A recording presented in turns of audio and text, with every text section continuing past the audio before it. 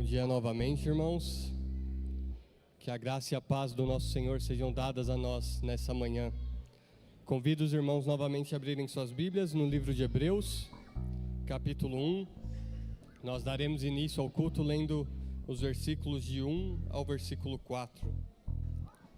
Diz assim a palavra do Senhor: Havendo Deus outrora falado muitas vezes e de muitas maneiras aos pais pelos profetas, nestes últimos dias nos falou pelo Filho, a quem constituiu o herdeiro de todas as coisas, pelo qual também fez o universo. Ele, que é o resplendor da glória e a expressão exata do seu ser, sustentando todas as coisas pela palavra do seu poder, depois de ter feito a purificação dos pecados, assentou-se à direita da majestade nas alturas, tendo se tornado tão superior aos anjos, quanto herdou um mais excelente nome do que eles. Até aqui a palavra do Senhor. Nós temos nesses 4 versículos um resumo de todo o motivo pelo qual a gente está aqui para adorar nessa manhã. A gente tem aqui uma descrição de quem é o nosso Senhor, o nosso Salvador, aquele que nos redimiu, nos resgatou e nos fez filhos do nosso Pai. E na descrição de quem Ele é, do que Ele fez e do seu estado atual, a gente vê todo o motivo que a gente tem em abundância para a gente adorar a Deus com todo o fervor nessa manhã. Nós vemos nesse texto quem Jesus é. O texto se refere a Ele como o resplendor da glória do Pai, como aquele que é a expressão exata do seu ser, como aquele que é aquele por quem Deus criou todas as coisas e que sustenta todas as coisas pela palavra do seu poder. E só por isso a gente já teria motivos para adorar o nosso Deus por toda a eternidade, para adorar o Senhor Jesus. A gente olha para o Senhor Jesus na sua palavra e aquilo que a gente vê é a exata expressão do ser de Deus. Se a gente pudesse olhar para Deus, o que a gente veria seria exatamente aquilo que o Senhor Jesus é. E a gente vê o resplendor da glória de Deus brilhando para nós. A gente deve nossa existência a Deus, Ele que nos criou. E Ele é aquele que nos sustenta por sua palavra. Todas as coisas existem por meio dEle. Ele é aquele que sustenta todo esse universo. E se Ele parasse, a gente num instante deixaria de existir. E por isso Ele é digno que a gente renda a Ele toda adoração, todo louvor, que a gente reconheça Ele como nosso Senhor, nosso sustentador e adore a Ele por toda a eternidade. Isso seria suficiente para a gente adorá-lo.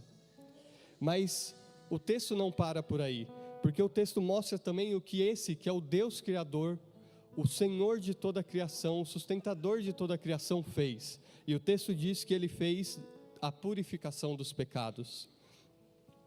E para isso, o texto diz, mais para frente, Ele foi por um pouco feito menor do que os anjos. Aquele que é o Senhor e Criador, se fez homem, se fez bebê, se fez sujeito às nossas fraquezas, para fazer a purificação dos pecados. Ele, que é o Senhor de toda a glória, se humilhou até a morte de cruz, para pagar pelos pecados, para que a gente pudesse estar aqui reunido nessa manhã. E depois de ter feito a purificação dos pecados, Ele não permaneceu no seu estado de humilhação, mas o texto diz que Ele se assentou à direita da majestade nas alturas, que Ele se tornou incomparavelmente superior aos anjos. E a gente se achega para adorar Ele, que tem toda a glória, como não só Criador, mas como Criador e Salvador. De forma que a gente vem nessa manhã e a gente encontra em Jesus dignidade para ser adorado, mas a gente encontra tudo o que a gente precisa para que a gente possa adorá-lo. A gente encontra um profeta que manifesta a palavra de Deus, que é a plena revelação de Deus para nós, para que a gente conheça o Deus verdadeiro. A gente encontra um sacerdote que é poderoso para purificar a gente dos nossos pecados e para fazer o pior dos pecadores entre nós ser puro diante de Deus e poder se achegar à presença dEle nessa manhã. A gente se encontra um rei que venceu o pecado, que venceu a morte, que é poderoso para destruir todos os inimigos que atormentam a nossa alma nessa vida. A gente encontra em Cristo consolo para toda a necessidade que a gente pode imaginar nessa vida. E a gente é chamado a adorar esse que está assentado à destra da majestade nas alturas. Adorar o Pai que o enviou e adorar o Espírito que revelou o Filho a nós. E se achegar nessa manhã com expectativa de que o Senhor revigore a revelação da sua graça, a revelação da sua glória na face de Cristo a nós, para que a gente seja fortalecido para viver para a glória dEle. Então convido os irmãos nesse momento a ficarem de pé, ficarem em pé para a gente iniciar esse culto, orando, adorando o nosso Senhor, o nosso Salvador, o nosso Deus Trino. Oremos, irmãos. Pai Santo, que o Senhor seja louvado nessa manhã. Ó Deus, o Senhor é de eternidade, desde do primeiro instante da sua criação, adorado ininterruptamente por anjos que o adoram sem pecado. Diante do louvor deles, Pai, os céus tremem, ó Deus. O Senhor é digno de toda glória e louvor, o Senhor é o Criador de todas as coisas. Mas ainda assim, e apesar de sermos pecadores e não termos, Pai, qualquer condição de nos achegarmos ao Senhor por nós mesmos, Senhor, nós sabemos que nessa semana mesmo nós pecamos o suficiente para sermos dignos de uma eternidade no inferno. Mas o Senhor, que é tão cheio de glória, nos amou e entregou o Teu Filho Jesus por nós. E o Senhor, ó Senhor Jesus, veio, o Senhor se fez por um pouco menor do que os anjos, para resgatar pecadores, para salvar pecadores como nós, e por Ti, ó Senhor Jesus, pelo Teu sangue, nossos pecados foram purificados, e o Senhor venceu a morte e o pecado, ressuscitou. O Senhor é exaltado, o Senhor é digno de todo louvor e glória. Do Oriente ao Ocidente, o Teu nome é grande entre as nações. E pelo Senhor, apesar dos nossos pecados e da nossa pequenez, nós podemos nos achegar ao Pai com confiança. Ó Deus, nós Te louvamos e adoramos por Tua grandeza e glória, por Teu amor e graça por nós. Te louvamos e adoramos porque o Senhor não nos rejeita, mas o Senhor nos resgatou para Si. Te louvamos e adoramos porque, apesar de nossas falhas, o Teu Espírito intercede por nós com gemidos inexprimíveis e apresenta o nosso culto ao Senhor de forma aceitável e agradável. E nós pedimos, Pai, por Tua bênção, pedimos que o Senhor, ó Deus, envie o Teu Espírito, que o Senhor derrame do Teu Espírito e nos encha com o Teu Espírito, para iluminar nossos corações, para vermos a Tua glória na face de Cristo nessa manhã e o adorarmos de todo o coração em toda a nossa vida. No nome dEle é que nós oramos e agradecemos. Amém. Amém. Bom dia, irmãos. Uma alegria que todo o povo de Deus se reúna a uma só voz para ouvir da sua palavra, para orar em nome de Cristo, para cantar, bendizer ao único Deus que é digno, como o Humberto orou aqui agora há pouco, que nós como comunidade, que nós como igreja, possamos declarar desde os confins da terra, porque é isso que os cristãos hoje espalhados pela terra estão fazendo. Juntos estão cantando ao único Deus que é digno de tudo e que Ele seja exaltado em todas as nações por conta da sua graça, da sua misericórdia e por nos ter enviado Cristo Jesus.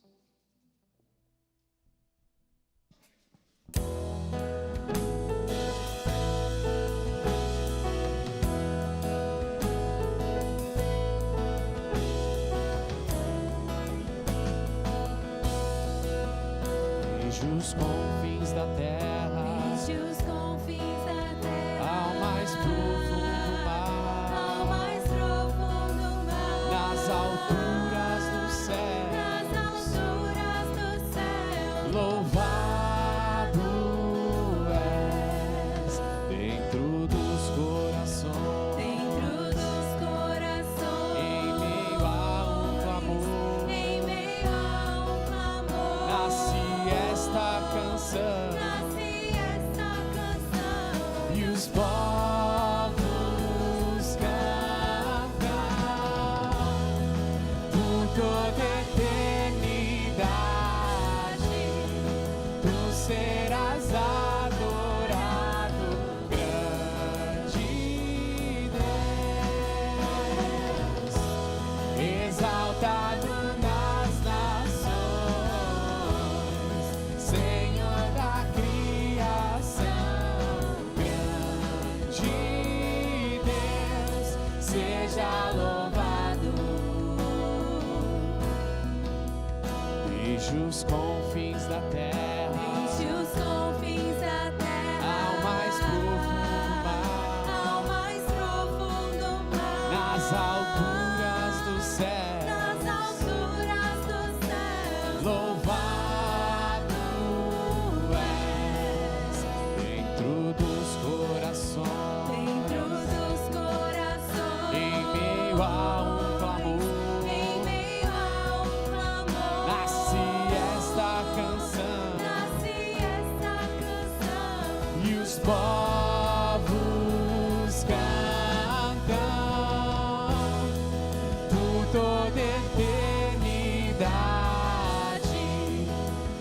serás adorado, grande Deus, exaltado nas nações, Senhor da criação, grande Deus, seja louvado.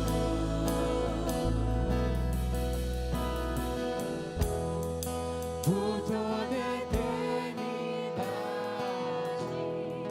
tu serás adorado,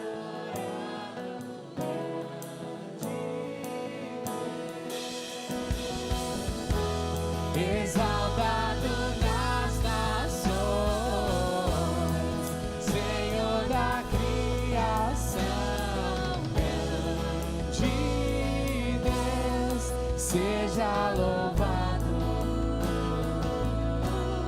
seja louvado, seja louvado. Amém. Que Ele seja louvado nessa manhã.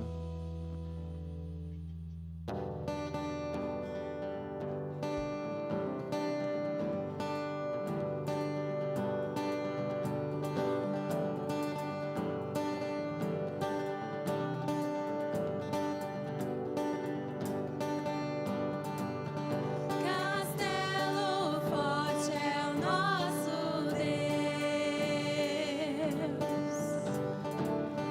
escudo e boa espada,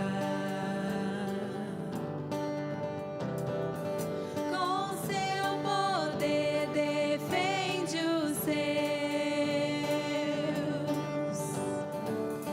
a sua igreja amada, com força e com furor, nos prova o tentador, com artimanhas tais e astúcias infernais,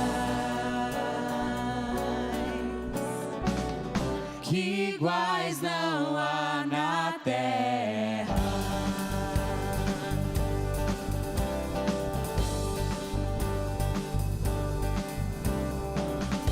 A nossa força nada faz, estamos nós perdidos, mas nosso Deus socorro traz, e somos protegidos.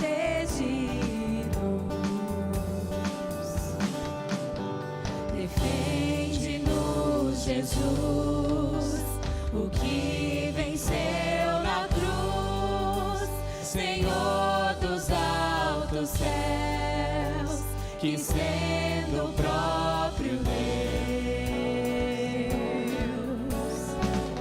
triunfa na batalha.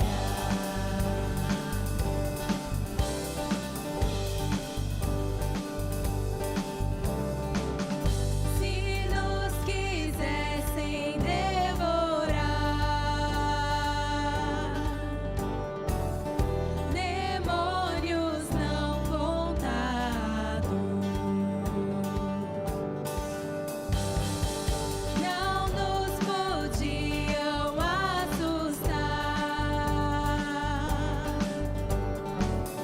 nem somos derrotados.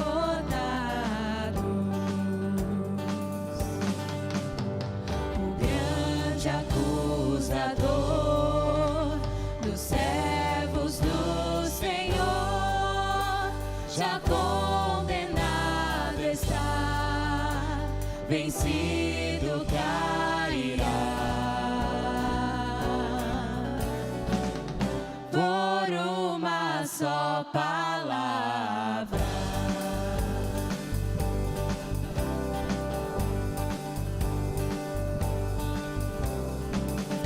sim, que a palavra ficará. Sabemos com certeza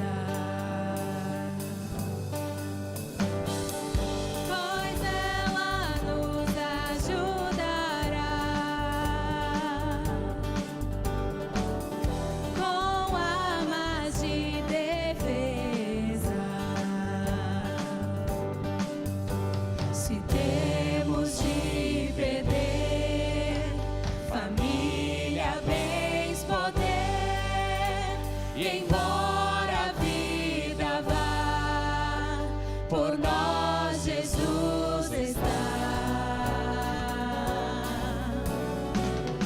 e nos dará seu reino.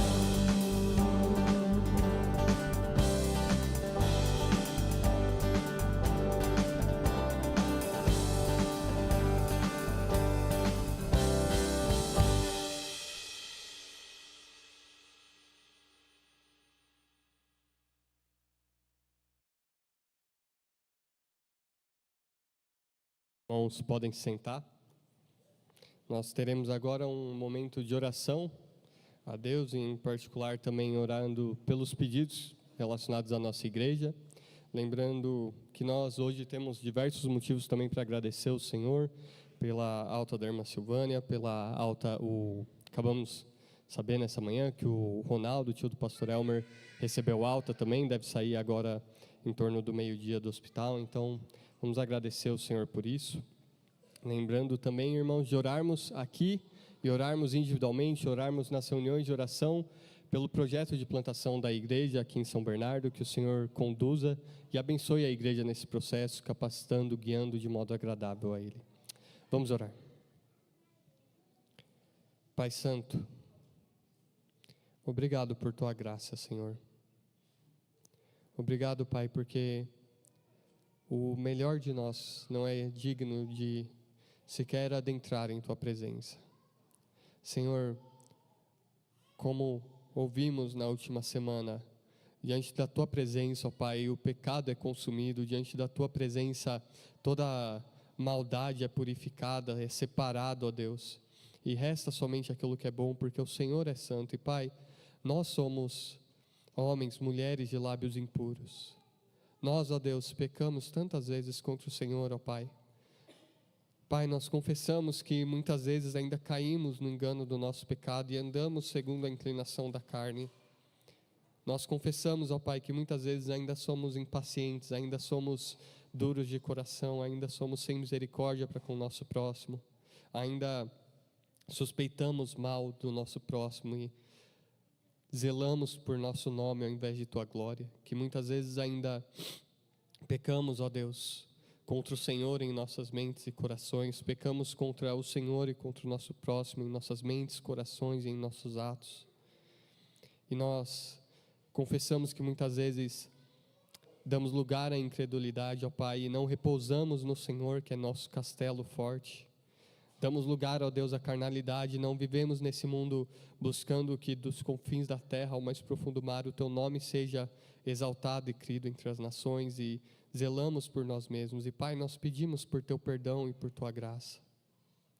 Mas nós nos achegamos nessa manhã como ouvimos, como oramos, como cantamos, sabendo, ó Deus, que o Senhor, o Teu Filho Jesus, nosso Salvador, nos traz socorro para todas as nossas mazelas. Que não por nós, ó Deus, mas pela graça do Teu Filho Jesus, nós podemos nos achegar à Tua santa presença, e que nós somos recebidos, ó Deus, porque Ele morreu e com o sangue dEle nos comprou para o Senhor e nos fez Teu reino e sacerdotes, nos fez Teus filhos, e nós nos apresentamos, Pai Santos, não por causa de nós mesmos, mas porque o Teu Filho Jesus é o nosso Salvador e Ele nos resgatou. E por isso nós Te adoramos e agradecemos, Pai. E nós agradecemos porque mesmo em nossas fraquezas o Senhor tem manifestado a Sua força e o Teu poder. O Senhor tem nos socorrido, o Senhor tem sustentado a Tua igreja. Nós Te agradecemos em especial pela vida da Silvânia, do Ronaldo, do Wesley, pela melhora que o Senhor trouxe a eles. Agradecemos, Pai, pelo Teu cuidado em nossas vidas.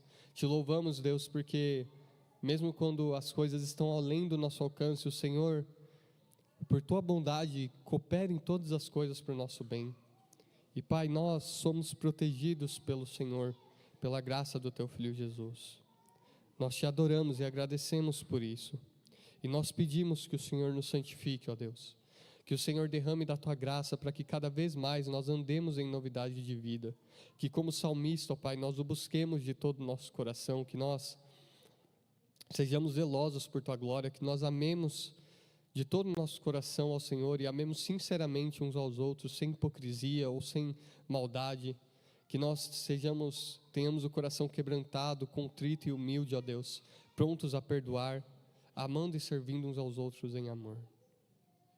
Ajuda-nos, ó Pai, e nós pedimos em especial por Teu auxílio e graça nas obras, ó Deus, que temos tentado empreender para glória do Teu nome. Pedimos que o Senhor nos auxilie, ó Pai, nos dê da Tua graça e que o Senhor seja conosco, que o Teu Espírito seja conosco em cada obra de fé que é feita aqui, Pai. Pedimos que o Senhor nos conduza nas visitas às clínicas de recuperação, aos orfanatos, Pai. Pedimos que o Senhor nos conduza, em especial na plantação da igreja, Pai, que não façamos qualquer coisa na força da nossa carne, que não façamos qualquer coisa buscando recompensas desse mundo, ou buscando simplesmente alívio das coisas desse mundo, mas Pai, pedimos que o Senhor seja conosco, para que o Senhor exalte o Teu nome em todas essas coisas, ó Deus, que só o Senhor seja honrado e seja temido e seja amado, que através de tudo isso, o Teu nome seja feito grande, Pai, para com as crianças, para com aqueles que foram escravizados pelo vício, para com aqueles que ainda não conhecem o Teu Evangelho, que a Tua igreja seja fortalecida e que o Teu nome se espalhe, seja conhecido e temido, reverenciado e amado. Abençoa o projeto de plantação, Pai, abençoa os pastores dessa igreja, dá a eles toda a graça, toda a piedade, sustenta-os em amor pelo Senhor e em unidade para trabalharem para a Tua glória, dá a eles toda a sabedoria e força, Pai, sustenta-os em meio à quantidade de afazeres, que o Senhor os renove, e não permita jamais que eles se afastem do Senhor, mas que eles sejam conduzidos pelo Senhor para a Tua glória, em especial nesse projeto, Pai.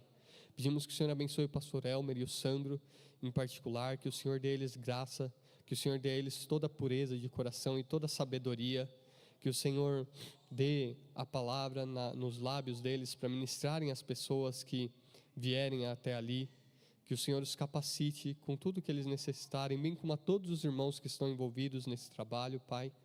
Que o Senhor dê toda a sabedoria e piedade para trabalharem na obra do Senhor. Pedimos pelo pastor Guilherme, que o Senhor o abençoe nesse tempo de treinamento, de estudo, que o Senhor o solidifique firme com a Tua verdade, que o Senhor use esse tempo para purificá-lo, para santificá-lo e para prepará-lo para a obra do ministério, ó Pai. Dando a ele toda a sabedoria, todo o conhecimento e fazendo-o crescer em toda a graça e dependência do Senhor nesses dias lá, e que o retorno dele possa ser uma bênção também para a Tua igreja, para a edificação do Teu povo. E pedimos, Pai, que o Senhor nos abençoe, edifique, sustente de modo especial pela pregação da Tua palavra logo mais. Fala conosco, ó Deus. A Tua palavra é poderosa para revigorar a alma e alegrar o coração, para ensinar, para nos capacitar e nos fazer perfeito e perfeitamente preparados para toda boa obra. Senhor, opera maravilhas no nosso meio pela pregação da Tua palavra nessa manhã, nós te pedimos. No nome do Teu Filho Jesus. Amém.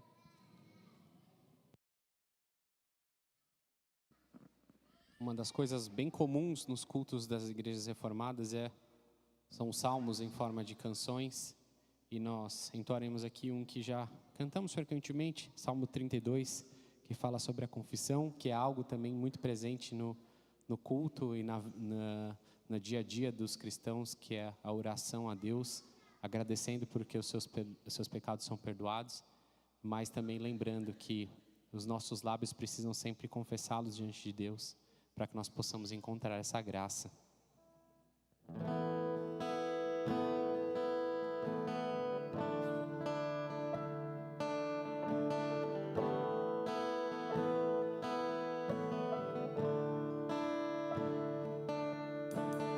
Bem-aventurado é aquele cuja iniquidade é perdoada, cujo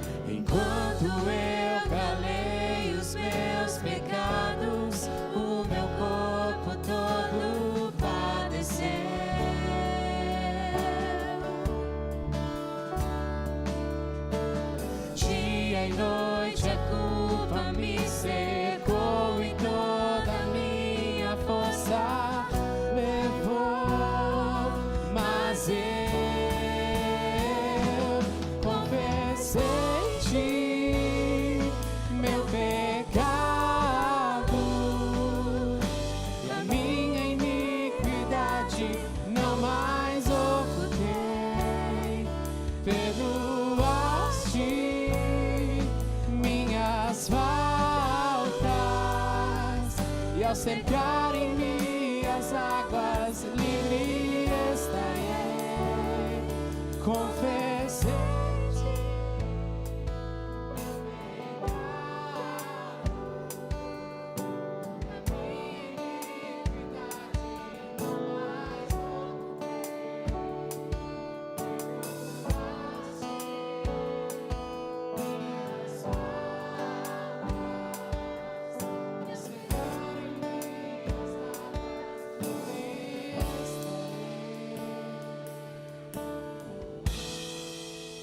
Amém. Graças ao nosso Senhor que nos faz bem-aventurados, não por sermos justos, mas quando a gente se achega a Ele e confessa os nossos pecados.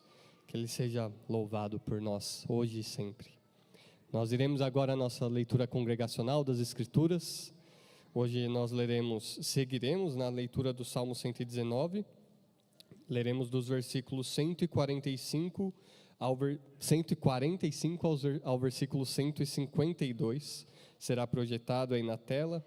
Convido os irmãos a lerem com atenção para que essa leitura conduza também a nossa oração em seguida. Leiamos todos juntos. De todo o coração eu te invoco, ouve-me, Senhor, observo os teus decretos, clamo a ti, salva-me, e guardarei os teus testemunhos. Antecipo-me ao alvorecer do dia e clamo, na tua palavra espero confiante. Os meus olhos antecipam-se às vigílias noturnas, para que eu medite nas tuas palavras. Ouve, Senhor, a minha voz, segundo a tua bondade.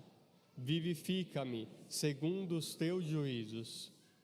Aproximam-se de mim os que andam após a maldade. Eles se afastam da tua lei. Tu estás perto, Senhor, e todos os teus mandamentos são verdade. Quanto às tuas prescrições, há muito sei que as estabeleceste para sempre. Amém. Essa é a palavra do Senhor. Nós lemos este trecho e ele é tão rico, mas uma das muitas coisas que saltam aos olhos é o zelo do salmista. Nós lemos no versículo 145 que ele invoca o Senhor de todo o coração. Nós lemos que ele se antecipa ao alvorecer do dia para na palavra e clama. Nós lemos no versículo 148 que os olhos dele se antecipam às vigílias noturnas para meditar na palavra do Senhor. E é marcante, e muitas vezes a gente olha para esse tipo de trecho na Bíblia e a gente fala, não, isso é o ideal, mas nenhuma pessoa é assim e por isso a gente precisa de Cristo. Mas na verdade aqui é um salmista orando, né, irmãos? Aqui é um como nós, não é Jesus orando aqui sem pecado, não é Adão antes da queda. É possível a gente ter esse zelo. Mas o que cria esse zelo? O que faz com que o salmista ore com essa confiança que muitas vezes a gente sente a falta em nós? A gente vê isso no versículo 147. Na tua palavra espero confiante. O salmista encontra zelo e confiança porque ele encontra na palavra do Senhor as promessas que fazem ele ter essa confiança. Ele sabe que ele pode se achegar a Deus, porque ele vai ser respondido, ele vai ser recompensado pela graça do Salvador dele, pela graça do nosso Salvador. Então, ore ao Senhor nesse 1 minuto de forma individual, confiante na bondade do Senhor, para ouvir as suas orações e que isso produza no seu coração fé, para você orar também e esperar com confiança no Senhor.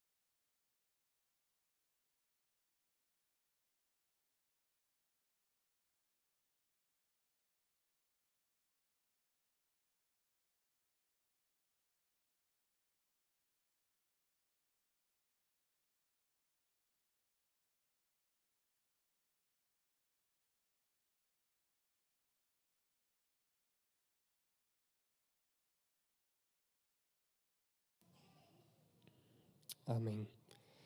Vamos agora a nossa oração congregacional também será projetada, e sempre lembrando, irmãos, é um texto, a gente vai ler, mas a gente vai orar ao Senhor. Então, leia com fé e com reverência essa oração, apresentando-a a Deus conforme você a lê. Oremos todos juntos. Pai Celestial, é em nome de Jesus que nos achegamos, declarando que não há melhor lugar do que em Tua santa presença, e confessando que não meditamos na Tua palavra, não nos deleitamos no Senhor, nem oramos em secreto como deveríamos. Olhando para Cristo, autor e consumador da nossa fé, nós pedimos a bênção da palavra do Teu Espírito sobre nós.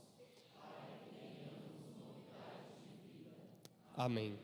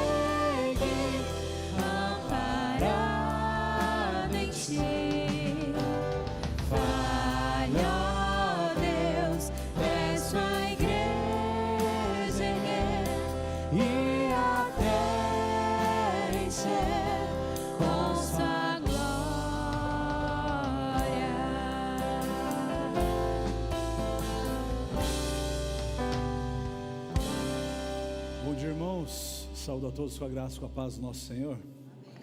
Como os irmãos abrirem a palavra de Deus no texto de Malaquias capítulo 3. Malaquias capítulo 3. O título dessa mensagem é Roubando a Deus. Gostaria de deixar claro que eu não farei piadas com corintianos nessa manhã, tá bom?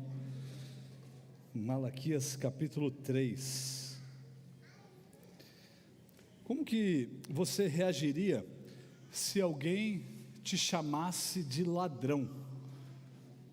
Se você, em alguma situação, já passou por isso, qual que foi a sua reação? Como que você respondeu a essa acusação feita por, sei lá, quem seja?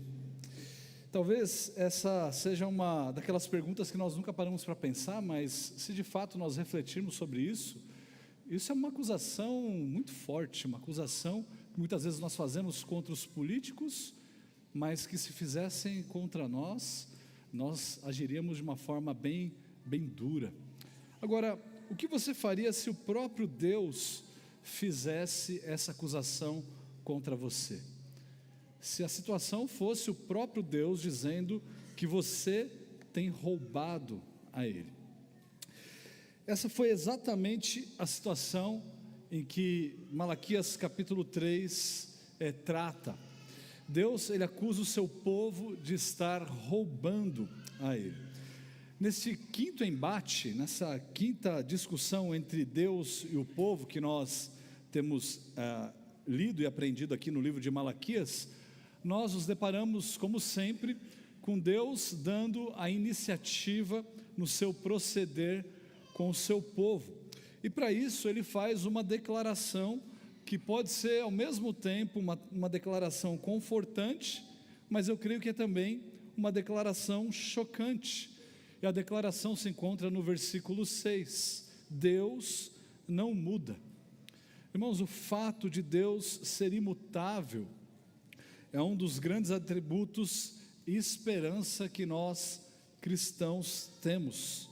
Veja o que ele diz no versículo 6, porque eu, o Senhor, não mudo, por isso vós, os filhos de Jacó, não sois consumidos. Esse é um motivo de grande alegria para nós, irmãos. Esse é um motivo de alegria para todos aqueles que se arrependeram dos seus pecados e confiaram em Cristo.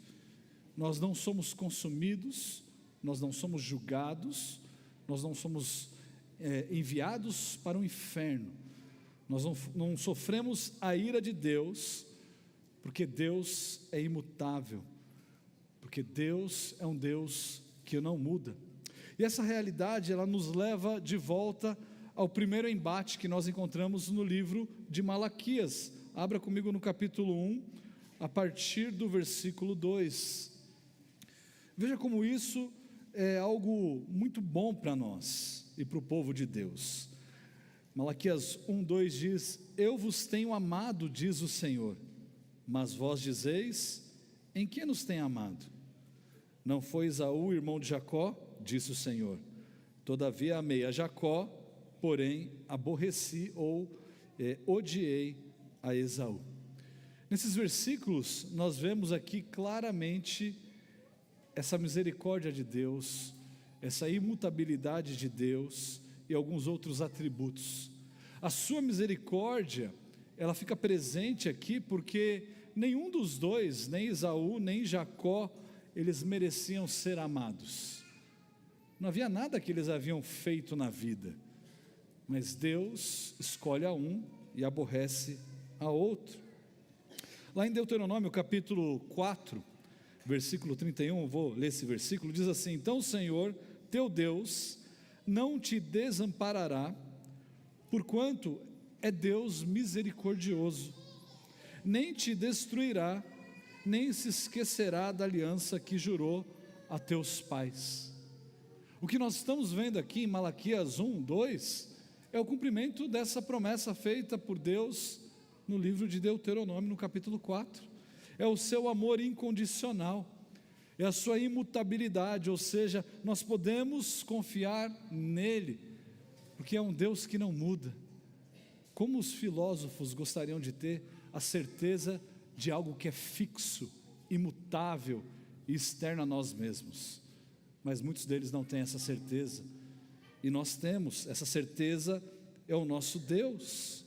O nosso Deus, nós vemos um outro atributo, é um Deus fiel. Ele cumpre a sua palavra. Então, quando nós abrimos esse embate, lendo essa declaração do próprio Deus sobre a sua imutabilidade, nós podemos descansar seguros de que nós temos um Deus grandioso, um Deus amoroso, um Deus misericordioso, um Deus justo. Nós temos um Deus em quem nós podemos de fato confiar. Mas logo após essa declaração, o próprio Deus, ele começa a fazer as suas acusações.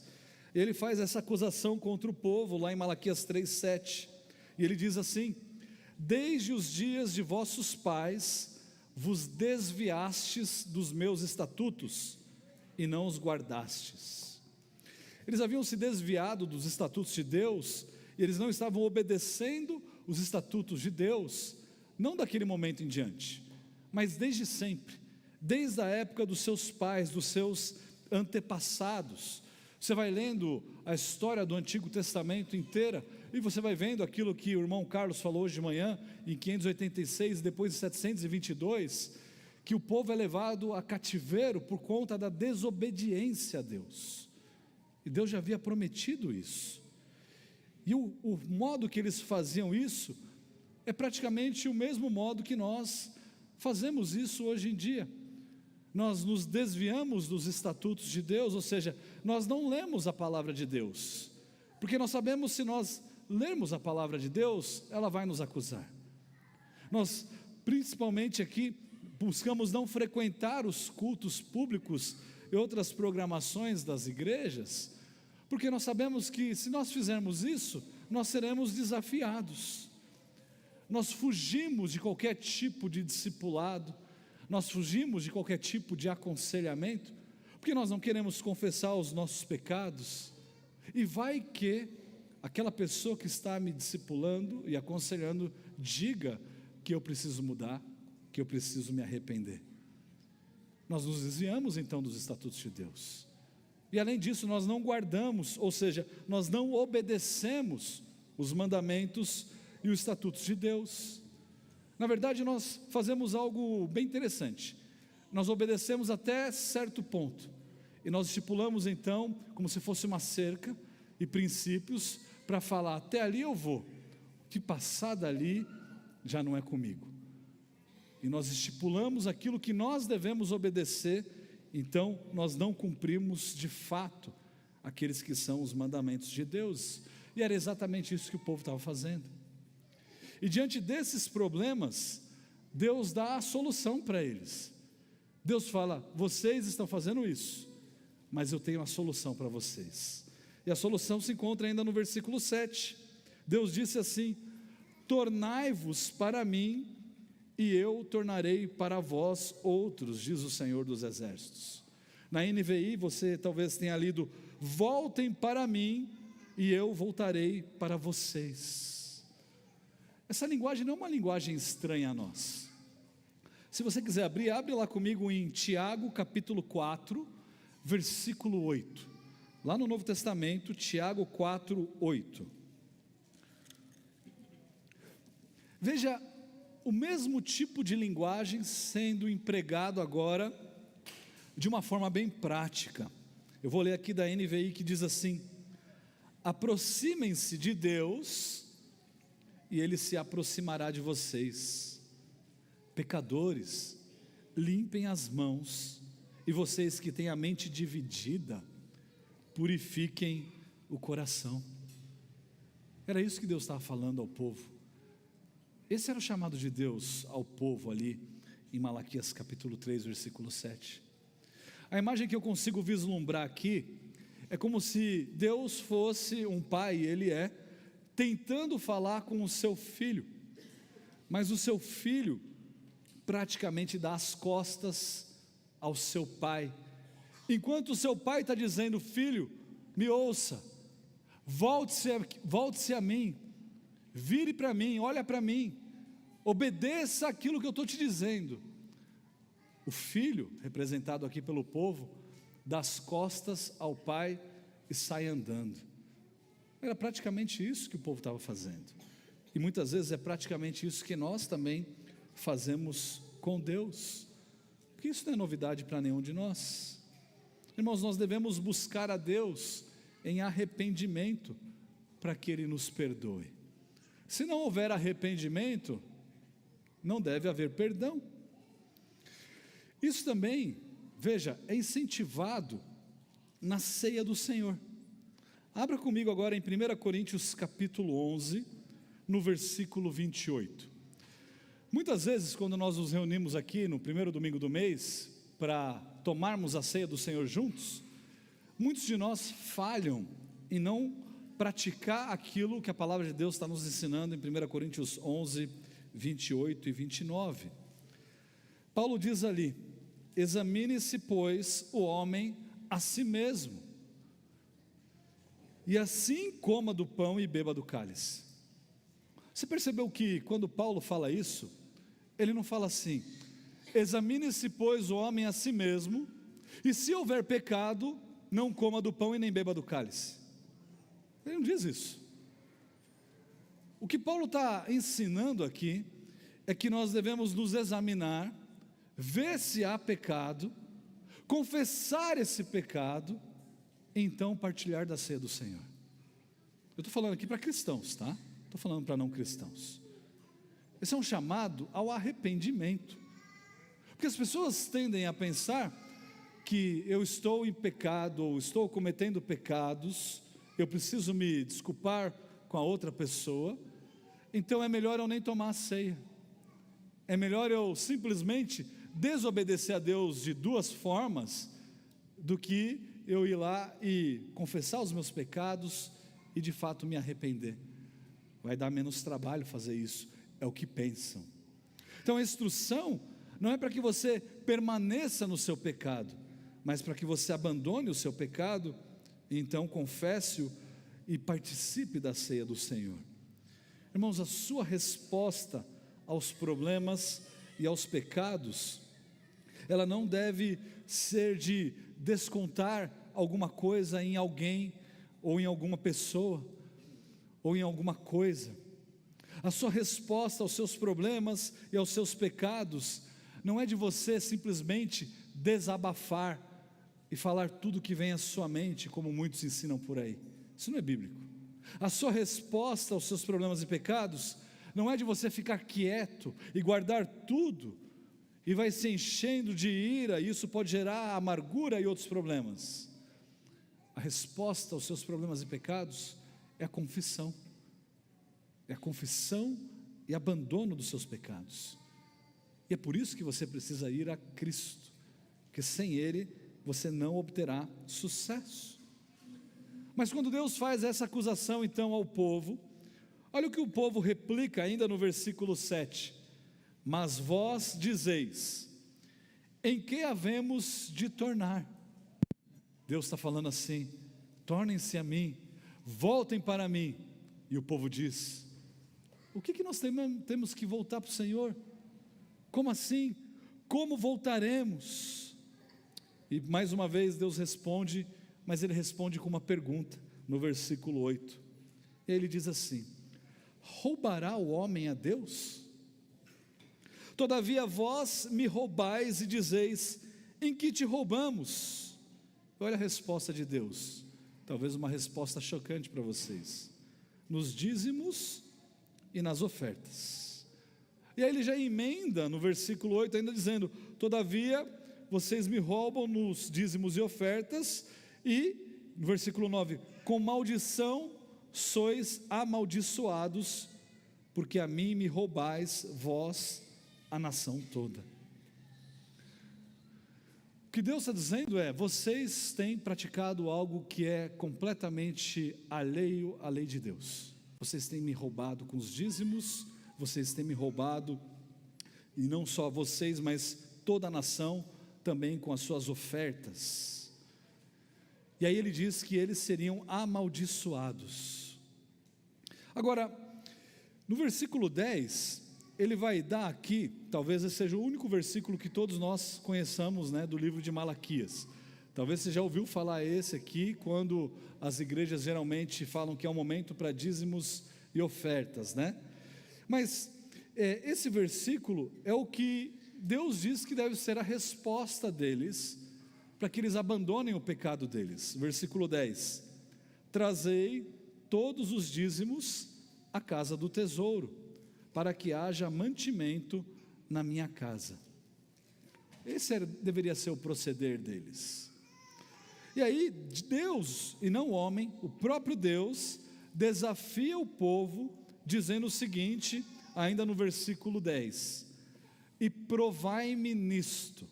Então Deus fala: trazei todos os dízimos à casa do tesouro, e provai-me nisto, diz o Senhor dos Exércitos, se eu não vos abrir as janelas do céu, e não derramar sobre vós bênçãos sem medida, por vossa causa repreenderei o devorador, para que não vos consuma o fruto da terra, a vossa vide no campo não será estéril, diz o Senhor dos Exércitos.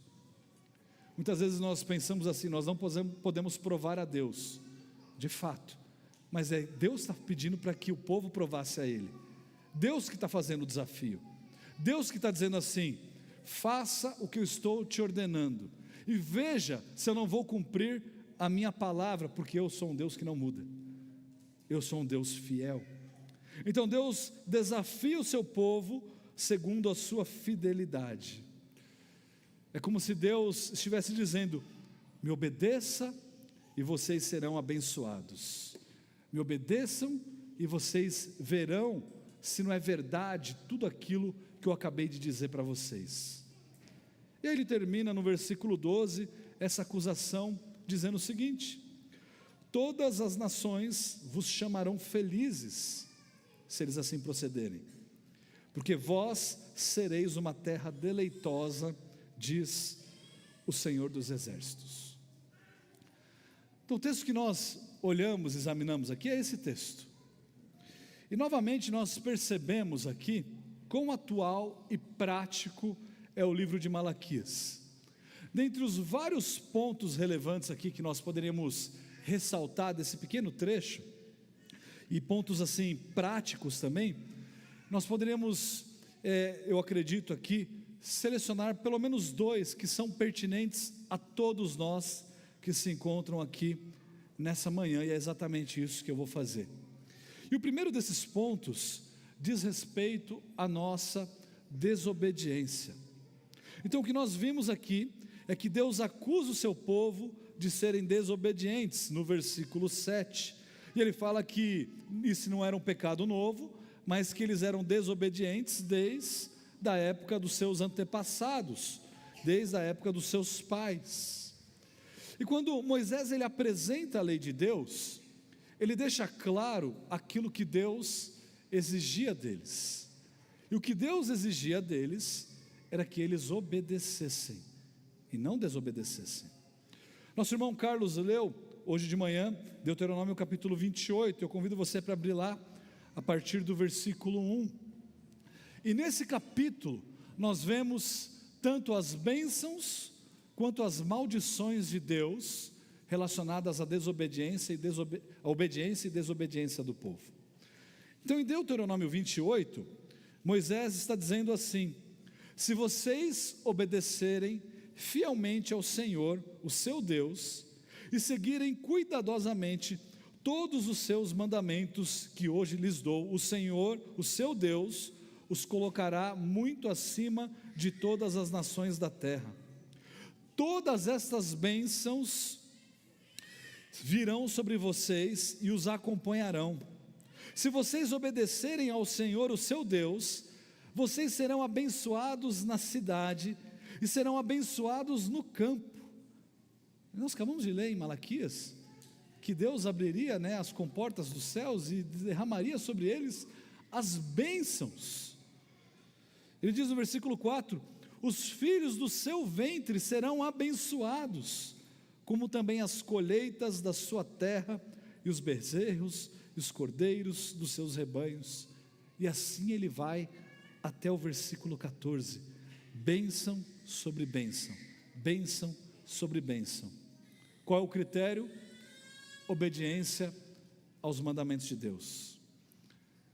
Mas o problema é que nós enxergamos a obediência a Deus, muitas vezes, apenas como um meio para obter uma bênção.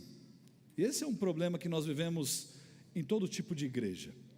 Nós não podemos buscar a obediência como um meio que justifique um fim, mas nós devemos enxergar a obediência como uma bênção em si mesma. Esse é o ponto que muda absolutamente tudo. Veja, irmãos, que a obediência a Deus é uma demonstração de amor ao próprio Deus. Quando Jesus ele confronta os seus discípulos, lá no Evangelho de João, Jesus ele ensina essa verdade no capítulo 15, ou no capítulo 14, versículo 15, dizendo o seguinte: se me amais, o que ele diz? Guardareis os meus mandamentos. Se me amais, guardarei os meus mandamentos. A medida do nosso amor a Cristo é a nossa obediência aos seus mandamentos. Irmãos, a maneira objetiva de nós entendermos se de fato nós amamos a Deus é a nossa obediência aos mandamentos desse Deus que nós dizemos amar. Mas, como eu disse, a obediência é também uma bênção em si. Dá uma olhada agora comigo lá em João 14, versículo 21. João 14, 21. Esse está no mesmo contexto. Jesus fala que se nós amamos a Ele, nós guardamos os seus mandamentos. E aí no versículo 21 ele diz: aquele que tem os meus mandamentos e os guarda, de novo, esse é o que me ama. E aquele que me ama, consequentemente, será amado por meu Pai. E eu também o amarei e me manifestarei a Ele. Eu sei que alguns até cantaram agora, né? A pergunta é se você tem guardado os mandamentos de Deus. Você tem obedecido os mandamentos de Deus? Nós acabamos de falar essa manhã sobre os fariseus. Nós falamos sobre isso de várias maneiras no nosso dia a dia. Nós falamos da boca para fora, mas o nosso coração está longe de Deus. E como nós sabemos disso? Ele fala do amor de Deus, mas não cumpre os mandamentos de Deus.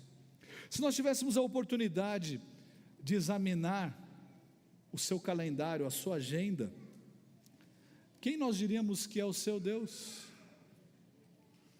Lembre que Deus disse a Moisés que nós não deveríamos ter outros deuses além dele. Ainda observando as suas prioridades, será que nós não encontraríamos você de joelho no altar do dinheiro, no altar do sucesso, no altar da carreira, no altar da busca pela fama, na busca por posses materiais? E muitos de nós nos debruçamos, estamos ali adorando essas coisas materiais.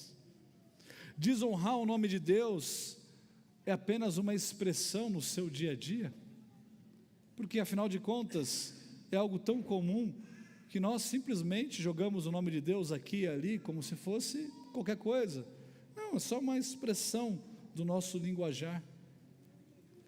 Você realmente busca santificar, ou separar, ou dedicar esse dia, o domingo, o dia do Senhor, para que nós possamos honrá-lo e glorificá-lo, e pensar nas coisas espirituais, estar em comunhão, e refletirmos sobre a mensagem que está sendo pregada e a palavra de Deus, nos relacionando com outros cristãos, pregando a sua palavra?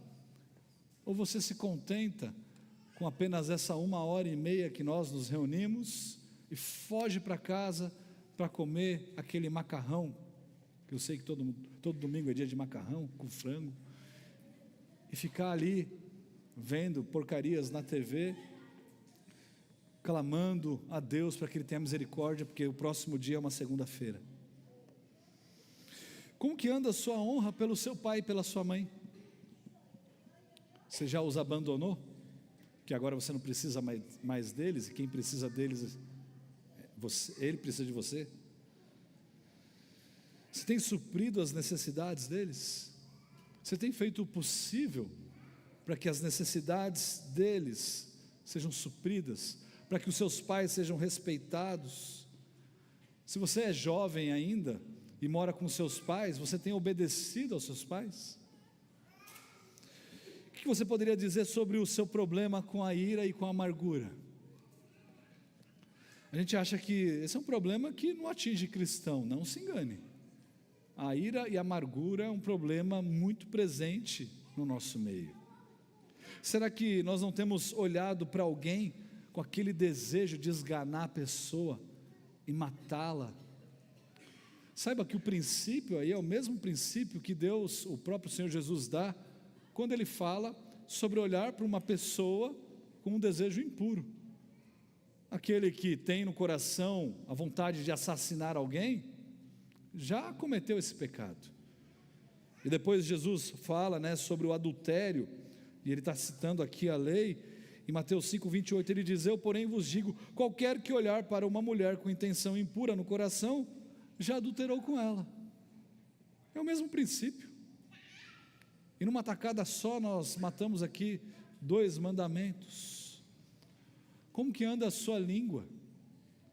Falar da língua é complicado, porque aí todo mundo cai no mesmo problema.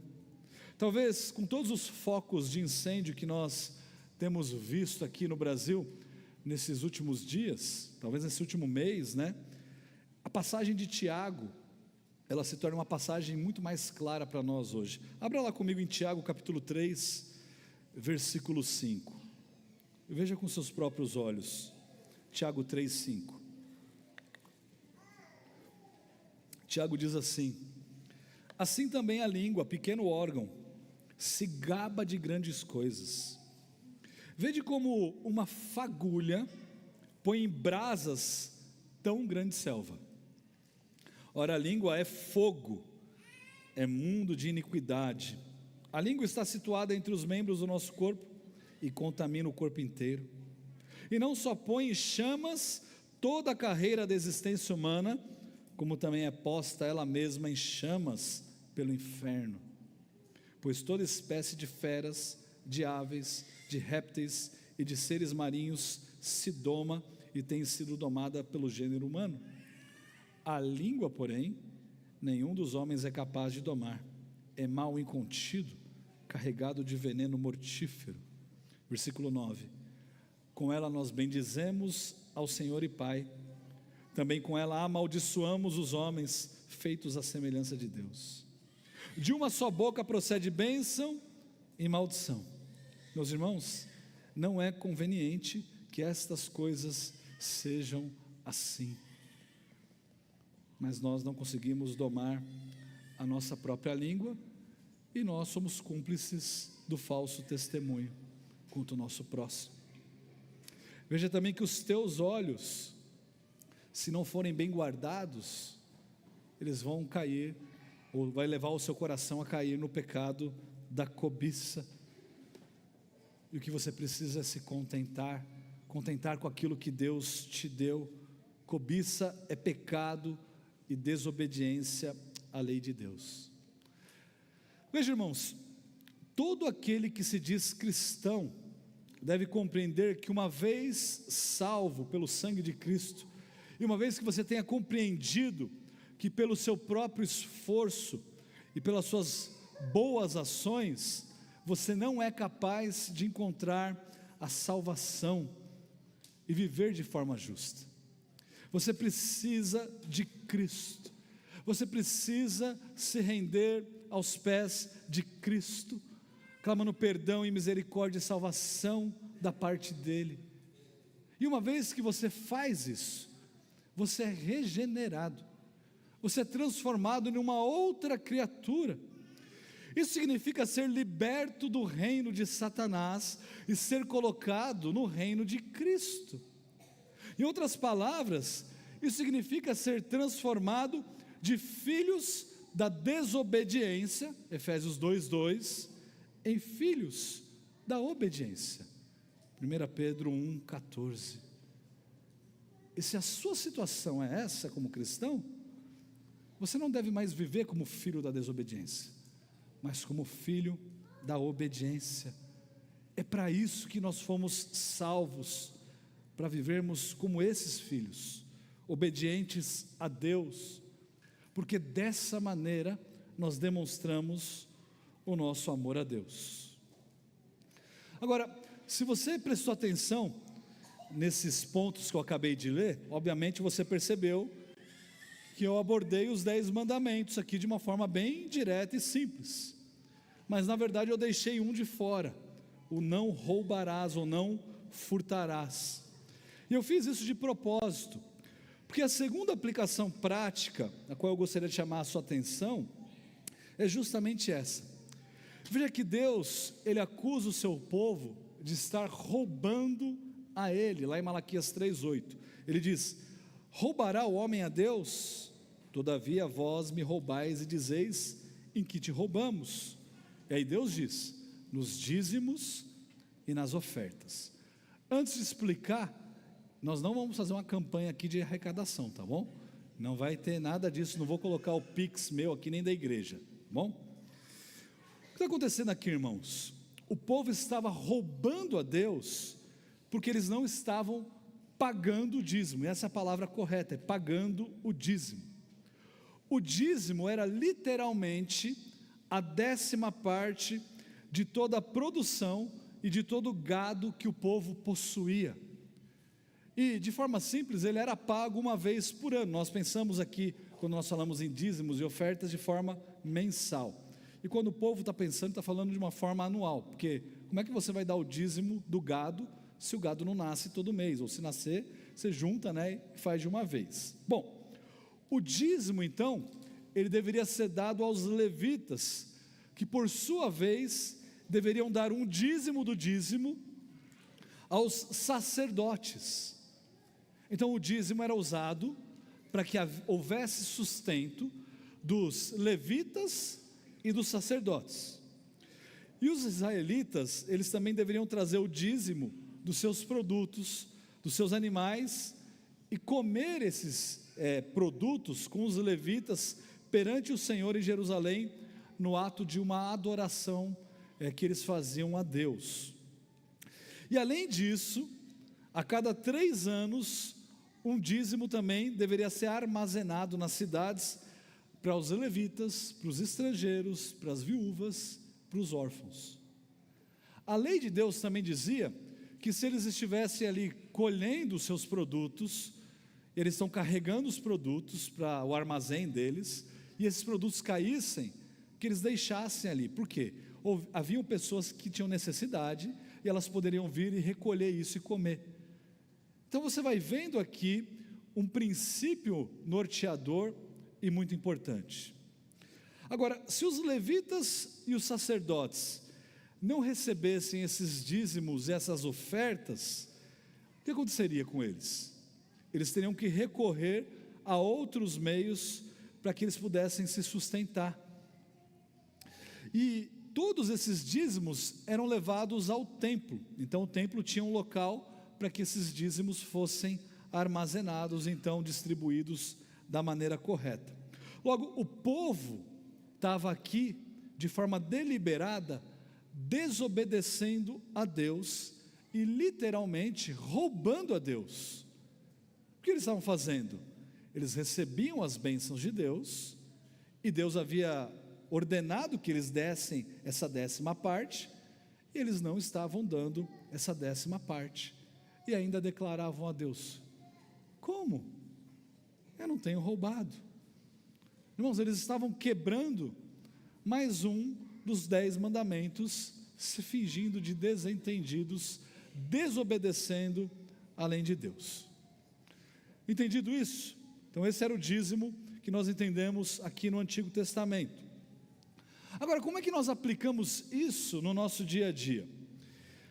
A conclusão que nós chegamos, se a gente entendeu isso, é portanto que de forma prática e técnica aqui, a prática era necessária e obrigatória ao povo de Deus no Antigo Testamento, porque se tratava de uma sociedade teocrática. Eles deveriam levar os dízimos ao templo para sustentar aquilo que Deus havia estipulado e a forma como eles viviam naquela época. Mas hoje nós não temos templo. Apesar de nós falarmos aqui, onde que vai ser o culto? Lá no templo. Aqui não é templo, aqui não tem altar, né? Eu não faço nenhum sacrifício aqui na frente, mas nós usamos essa linguagem, né? Mas nós não temos um templo. Aquele que foi construído aí por um herege não é templo, tá bom? O templo de Salomão lá não é, tá? Nós não temos aqui sacerdotes, nós não temos levitas, o pessoal do louvor aqui não são levitas, tá bom? Logo a pergunta que surge é se nós também devemos dar o dízimo. E do ponto de vista técnico, ou seja, entendendo o dízimo, como eu acabei de explicar, a resposta é não. Eu não quero ouvir nenhum aleluia, nem glória a Deus, tá bom?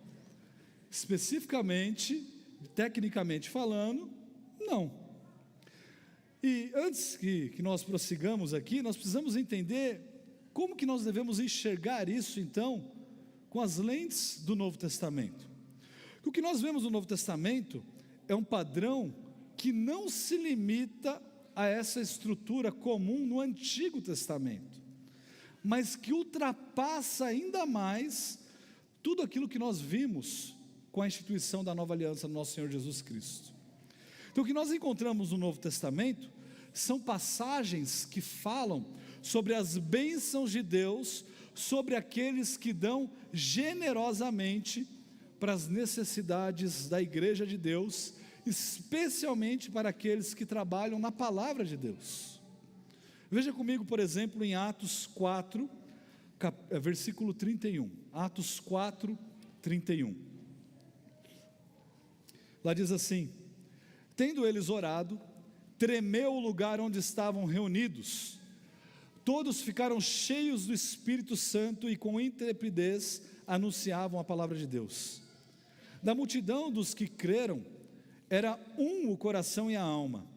Ninguém considerava exclusivamente sua nenhuma das coisas que possuía. Tudo, porém, lhes era comum. Com grande poder, os apóstolos davam testemunho da ressurreição do Senhor Jesus, e em todos eles havia abundante graça, pois nenhum necessitado havia entre eles, porquanto os que possuíam terras ou casas, vendendo-as, traziam os valores correspondentes e depositavam aos pés dos apóstolos. Então se distribuía a qualquer um à medida que alguém tinha necessidade. Aí os esquerdistas de plantão vão falar: está vendo o socialismo? Está vendo o comunismo? Está vendo como Jesus era socialista? Não se engane. Onde você vê o Estado obrigando eles a fazerem isso? O texto diz que, cheios do Espírito Santo, eles agiam com generosidade, eles agiam de uma forma sacrificial, ajudando aqueles irmãos em Cristo a terem as suas necessidades supridas. Gálatas 6,6 diz assim: mas aquele que está sendo instruído na palavra, faça participante de todas as coisas boas aquele que o instrui. Amém, Renato? Aí os irmãos falam amém, eu falo amém agora. Não, mas o foco, irmãos, veja que era o sustento das lideranças estipuladas pelo próprio Deus. A necessidade das igrejas, dos cristãos, as necessidades de sustento dos líderes. Em Filipenses 4,14 ele diz assim: todavia fizestes bem, associando-vos na minha tribulação. Ou seja, eles estavam contribuindo com Paulo. Paulo estava preso. E sabeis também vós, ó Filipenses, que no início do Evangelho, quando parti da Macedônia, nenhuma igreja se associou comigo no tocante a dar e receber. Ele está falando de recursos, senão unicamente vós outros. Porque até para Tessalônica mandastes, não somente uma vez, mas duas, o bastante para as minhas necessidades. Não que eu procure o donativo, mas o que realmente me interessa é o fruto que aumente o vosso crédito. Recebi tudo e tenho abundância, estou suprido, desde que Epafrodito me passou às mãos o que me veio da vossa parte como aroma suave, como sacrifício aceitável e aprazível a Deus. E o meu Deus, segundo a sua riqueza em glória, há de suprir em Cristo Jesus cada uma de vossas necessidades. Paulo estava sendo abençoado por essas igrejas, e ele estava dizendo assim: Deus tem me dado assim muito mais do que eu preciso, abundantemente. Mas talvez a passagem mais clara para nós, o nosso contexto hoje, seja de 2 Coríntios capítulo 9, abre lá comigo, 2 Coríntios capítulo 9, Paulo diz assim: isto afirmo, aquele que semeia pouco, pouco também ceifará. Veja que aqueles que ensinam a teologia da prosperidade usam esses textos, né? Tiram eles de contexto para falar assim, tá vendo? Se você quer ter riquezas, se você quer ser abençoado, dê o dízimo, dê ofertas, faça isso, faça aquilo. Irmãos, nós precisamos entender uma distinção aqui clara. Quando Deus fala para nós provarmos a Ele com essas coisas, Ele não está fazendo uma aposta para mostrar, né, que se nós fizermos isso, nós conseguiremos aquilo que nós desejamos. Porque se esse é o propósito, está tudo errado já, desde o início. O ponto aqui é que Deus quer demonstrar que Ele deve ser honrado e que Ele é um Deus fiel, e que de fato Ele cumpre aquilo que Ele promete. Então ele diz aqui: aquele que semeia pouco, pouco também ceifará, e o que semeia com fartura, com abundância também ceifará. Mas ele diz no versículo 7, cada um contribua segundo tiver proposto no coração, não com tristeza ou por necessidade, porque Deus ama a quem dá com alegria. Deus pode fazer-vos abundar em toda graça, a fim de que, tendo sempre em tudo ampla suficiência, superabundeis em toda boa obra, como está escrito: distribuiu, deu aos pobres, a sua justiça permanece para sempre. Ora, aquele que dá semente ao que semeia e pão para o alimento, também suprirá e aumentará a vossa sementeira e multiplicará os frutos da vossa justiça, enriquecendo-vos em tudo para toda a generosidade, a qual faz que, por nosso intermédio, sejam tributadas graças a Deus, porque o serviço desta assistência não só supre a necessidade dos santos, mas também redunda em muitas graças a Deus. Ou seja, se por um lado no Antigo Testamento o dízimo era uma obrigação do povo de Deus, e eles não estavam cumprindo, o que nós vemos no Novo Testamento é que as contribuições passam a ser um privilégio. Um privilégio. Como nós não contribuiríamos, sabendo dos benefícios que nós colhemos, tendo o Evangelho sendo apresentado a nós? Percebe? Daí você pode levar para onde você quiser. Aqueles que são mal intencionados vão dizer: você tem que dar, e aí você vai se enriquecer. Esse não é o ponto, esse não é o fim, esse não é o propósito, esse não é o objetivo. Mas Deus promete que aquele que contribui será abençoado, será abençoado. O cuidado que nós temos que ter, portanto, não é o de nós acreditarmos ou não se nós devemos contribuir com a obra. Eu creio que essas passagens aqui já deixaram claro que nós temos sim que contribuir. As pessoas não vivem de ar, os missionários não vivem de ar, os pastores não vivem de ar, as pessoas que estão, ou as igrejas que são erigidas, precisam de contribuições. Eu acho que isso está claro aqui. Mas o cuidado é um cuidado duplo, que em primeiro lugar não achar que nós devemos nos limitar a contribuir em apenas com 10% daquilo que nós recebemos. Se você não sabe por onde começar, talvez os 10% sejam uma boa base, porque você fala: é fácil de identificar, esse é um valor, mas não é um valor mágico, é uma base que tinha no Antigo Testamento, que você pode usar para você contribuir nos nossos dias. Mas em segundo lugar, nós devemos ter o cuidado de nós não fazermos as nossas contribuições de maneira equivocada. Esse é o ponto. Achando que de alguma forma Deus, Ele se tornará o nosso devedor, porque nós contribuímos com a sua obra. Jamais, jamais. Irmãos, algo precisa ficar bem claro. E o que eu direi aqui não tem absolutamente nada a ver com a teologia da prosperidade. Deus promete abençoar aqueles que contribuem de forma sacrificial e generosa. Isso nós não podemos negar. São as promessas do nosso próprio Deus. Mas isso não é garantia da sua salvação e não é aquilo que deve guiar o seu coração. Nós precisamos fazer essas distinções.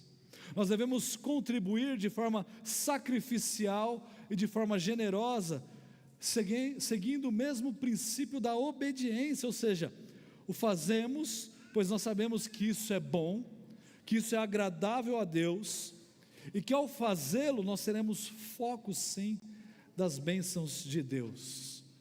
Ou talvez colocando de uma outra maneira, eu diria que nós poderíamos comparar isso ao nosso desejo de estar no céu. Irmãos, se o seu desejo de ir para o céu é de ir para lá, porque lá terá ruas de ouro, é melhor você ir para o inferno, porque de fato eu acho que você vai para lá. Quando nós falamos que nós desejamos o céu, é porque nós desejamos a presença do nosso Deus, e não as bênçãos que Deus pode nos dar. Mas não tem como nós desvincularmos Deus dessas bênçãos. O Deus que nós adoramos é um Deus misericordioso, um Deus amoroso, que vai nos abençoar. Por isso Ele diz: provai-me e vede se eu não farei isso com vocês. Será que esse é o seu desejo? Será que o seu desejo é obedecer a Deus? É de fato confiar em Deus? Será que você realmente ama a Deus? Então guarde e obedeça aos seus mandamentos. Viva como um filho da obediência. Então demonstre o seu amor a Deus por meio da sua obediência a Ele. Faça as suas contribuições tendo em foco a expansão do reino de Deus, e não um benefício próprio que você está guardando. Então contribua de forma sacrificial, de forma generosa, para que a obra de Deus seja realizada a outras pessoas, e essas outras pessoas tenham também o mesmo privilégio que você teve de ouvir o Evangelho sendo pregado, e de ter a sua alma salva pelo Santo Espírito de Deus. Vamos orar? Senhor Deus, nos ajude, ó Pai, a entender essas necessidades, a enxergar, ó Deus, as nossas práticas erradas. Pai, nos faça, ó Deus, pessoas que buscam servi-lo. Ó Pai, nos incomode para que possamos identificar esses pecados no nosso dia a dia e abandoná-los. Ó Pai, nos ajude para que o nosso foco não seja o foco de receber bênçãos, mas de abençoar, porque o Senhor já nos abençoa. Possamos, ó Deus, contribuir alegremente, contribuir de forma generosa, para que o Evangelho de Deus seja proclamado e expandido, para que o seu reino cresça a cada dia. É isso que nós pedimos em nome de Cristo, amém. Convido os irmãos a se colocarem de pé para nós adorarmos ao nosso Deus.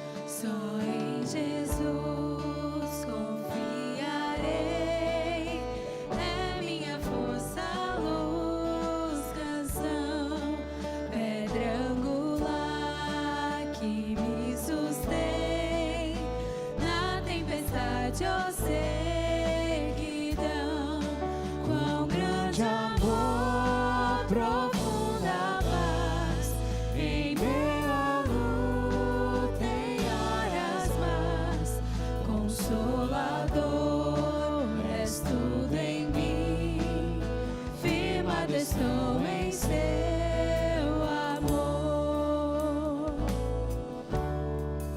Só em Jesus que encarnou, poder de Deus num frágil ser, foi desprezado pelos seus, mas se agradou por mim morrer.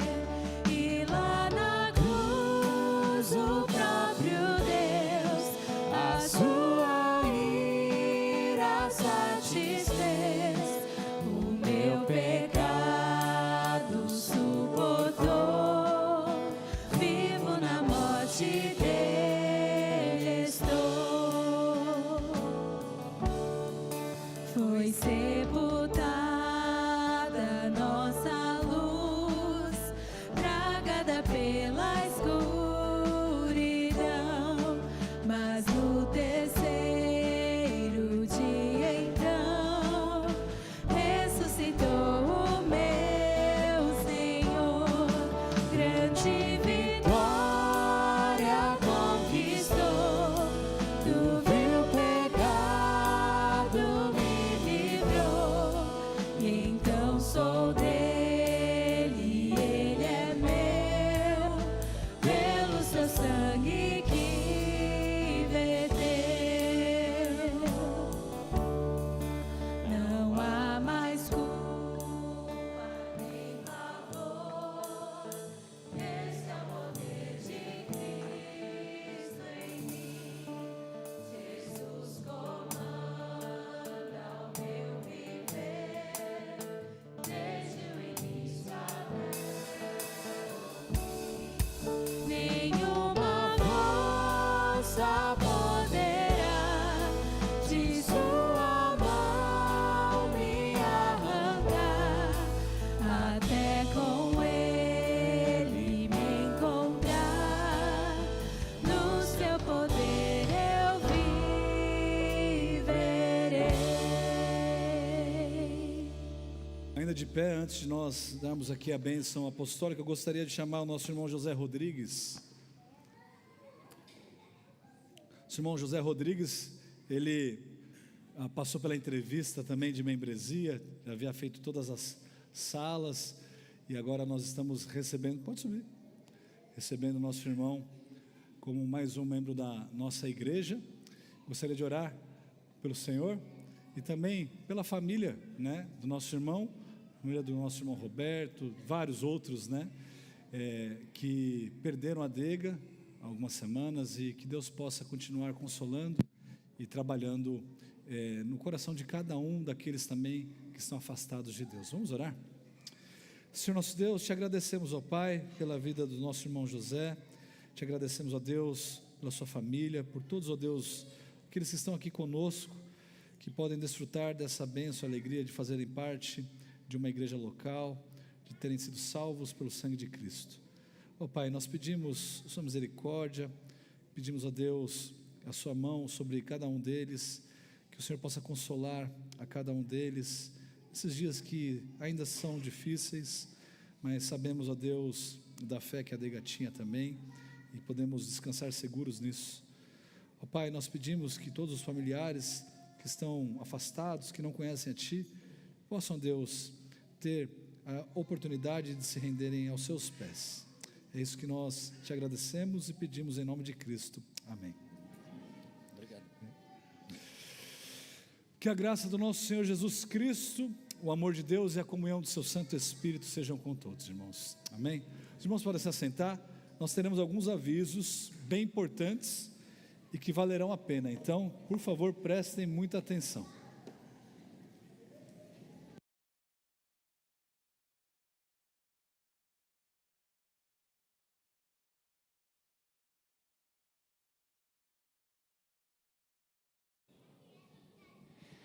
Bom dia, irmãos.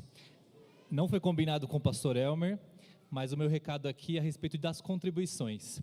especialmente em relação ao Ministério de Diaconia de Misericórdia, que a gente tinha atuado na ajuda com alguns irmãos da igreja, algumas pessoas que aparecem com necessidades, e também aos ministérios que nós temos apoiado, Crack Zero, que é uma casa de pessoas que estão se recuperando do vício de drogas, a Brilac, que é uma instituição para idosos, e agora nós começamos também a trabalhar com o orfanato. Então, qual que é meu pedido? Nós temos recebido aqui na igreja muitas doações de roupas, calçados, e eu quero que vocês continuem a trazê-las. Porém, alimentos e itens de higiene pessoal, pouquíssima coisa tem sido trazida aqui à igreja. Então, eu gostaria de incentivar os irmãos a que separem 1 litro de leite, um saco de açúcar, uma pasta de dentes, aquilo que você puder trazer aqui para nós e que preferencialmente seja algo assim que você possa fazer mensalmente. Isso vai ser grande ajuda aqui para a gente montar essas cestas, tá? Para levar até essas casas. Para aqueles que não conhecem o trabalho que nós temos feito, o objetivo não é só levar essa contribuição de alimento e itens de vestuário, mas o principal objetivo é que nós levemos a palavra de Deus e o amor de Deus para essas pessoas.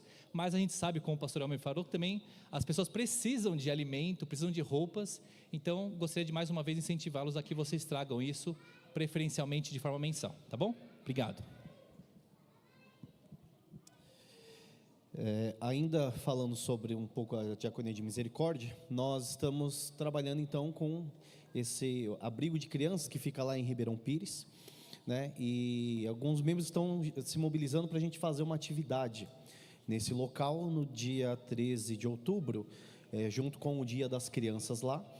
E o que a gente fez? A gente pegou o nome das crianças com a idade, número de calçado, roupa, para que a gente possa então colocar, são 32 crianças, e se a gente conseguir 32 membros para poder fazer essa adoção dessas crianças nesse dia, para que eles possam receber um calçado, uma roupa e um presente nesse dia especial para eles lá. Como que vai funcionar? A Giane e a Duda estão trabalhando para fazer um link pelo Simpla, e aí você vai entrar com esse link lá no Simpla, e aí vai ter lá o nome das crianças, não vai ter fotos, tá? A gente não pode divulgar as fotos, mas vai ter o nome, a idade e o tamanho das coisas que essas crianças usam. Se você puder e você quiser nos ajudar isso, você entra no link, escolhe lá então a criança com a idade, tudo certinho, para poder então fazer essa contribuição também para elas nesse dia.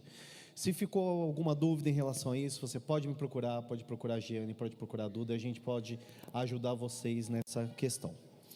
Seguindo, eu vou pedir para colocar na tela aí a nossa conferência, nossa primeira conferência pós-milenista.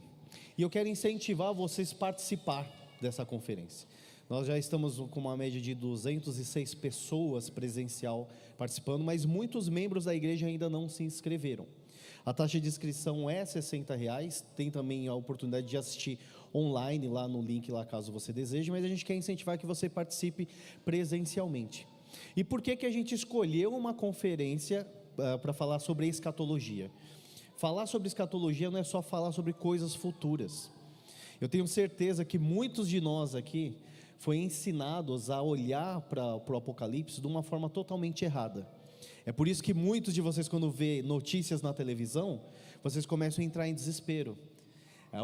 Durante um tempo, a marca da besta foi a internet, depois foi o código de barras, por um tempo foi a própria vacina da Covid. E aí a interpretação escatológica de muita gente é que nós interpretamos as escrituras conforme a gente vê os relatos nos noticiários. E ao contrário, nós interpretamos a nossa vida de acordo com aquilo que a palavra de Deus diz. Então essa conferência ela vai falar justamente sobre essas questões, sobre como nós devemos interpretar as coisas que acontecem na nossa vida mediante as escrituras. E essa visão pós-milenista é a visão otimista do fim de todas as coisas, de justamente do reino de Deus, que sendo a menor das sementes, cresce e vira a maior das hortaliças. Um reino em que todos os inimigos de Cristo serão colocados debaixo dos seus pés. Não é um reino em decadência, é um reino em ascensão e um reino vitorioso. E muitas vezes por isso que você fica desesperado ao olhar para a sua própria vida e entender que as coisas vão de mal a pior. Mas quando você entende que de fato é um reino que é vitorioso, é um reino em ascensão, isso muda a forma como você lê as Escrituras e a forma como você lida com os problemas diários da sua vida. Então, se você não fez a inscrição ainda e você deseja participar, nos procure, a gente vai mandar um link depois para que você possa fazer isso. O link estará disponível somente até terça-feira, porque na sexta-feira já é a conferência, e aí para a gente ter quarta e quinta-feira para fazer a organização final disso. Então até terça-feira a gente estendeu para que você possa fazer essa inscrição e participar com a gente. O Douglas Wilson, também um dos palestrantes, estará com a gente na EBD do dia 22. Então a conferência é no dia 20, na sexta-feira à noite, a partir das 19h30, o sábado o dia inteiro, e no domingo, na Escola Bíblica Dominical, o Douglas Wilson estará aqui falando sobre educação de filhos. Então assim, é uma oportunidade única para que você esteja aqui ouvindo, daquele que muitos de nós já lemos a respeito de educação de filhos, e ele vai estar aqui falando para nós nesse dia, no dia 22. Dito todas essas coisas, eu queria conhecer agora aqueles que nos visitam pela primeira vez. Se você está aqui nos visitando pela primeira vez, puder ficar de pé, para que a gente te conheça. Alguém nos visitando pela primeira vez nessa manhã? Temos um casal aqui na frente, um senhor aqui também. Temos um senhor ali no fundo, um outro casal aqui. Eu vou pedir para vocês ficarem em pé, por enquanto, para que a nossa recepção possa entregar para vocês um folheto de boas-vindas. E muito obrigado pela presença de vocês, que vocês possam voltar mais vezes ao nosso meio. Se você deixou o carro estacionado prendendo a saída de alguém, retire o mais rápido possível, para que a gente possa, para aqueles que possam sair de forma mais apressada. Hoje às 18h30 nós teremos também o sermão noturno, em que nós abordaremos o livro de Ageu. Então todos estão convocados a estarem aqui à noite, às 18h30, para participar desse momento. Um ótimo domingo a todos, que o Senhor os abençoe.